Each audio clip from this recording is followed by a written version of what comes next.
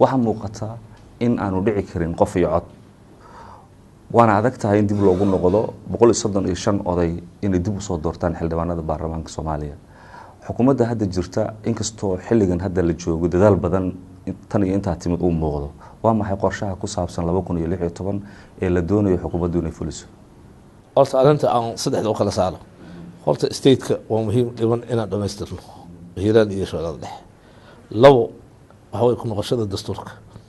60% waa technical issues waxyaabo ka mid ama qoritaanka afka loo qoray ama tarjumantii 65 waa technical 20 ayaa siyaasadda waliba meesha la leeyahay awoodda iyo kheyraadka waa in dowladda dhexe iyo dowlad goboleedyadu ay ka wada hadlaan waxna isaga ogaadaan arrintaas ayaa siyaasadda arrintaasna hadda waxaan ku jirnaa sidii aan dhamaystir lahayn dastuurka waxaan rajaynaynaa haddii la yidhahdo ilaa iyo qorshe hadda aan wadno ilaa iyo January inuu naga dhamaystirmo dib u eegistiisa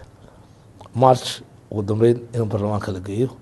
loo codeeyo haddii la yidhahdo waxaan fiirinaynaa baarlamaanku markuu gudbo sidii kaleeto oo haddii referendum buuxa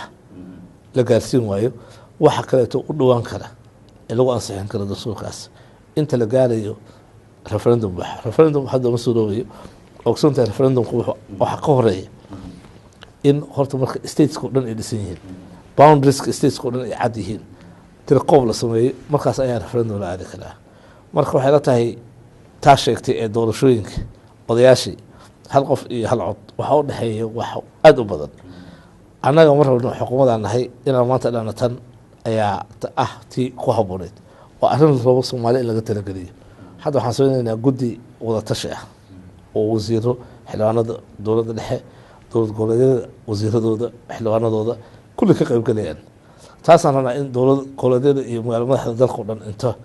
dowlad goboleedyada madaxdooda inta lagu qabto wada tashigaas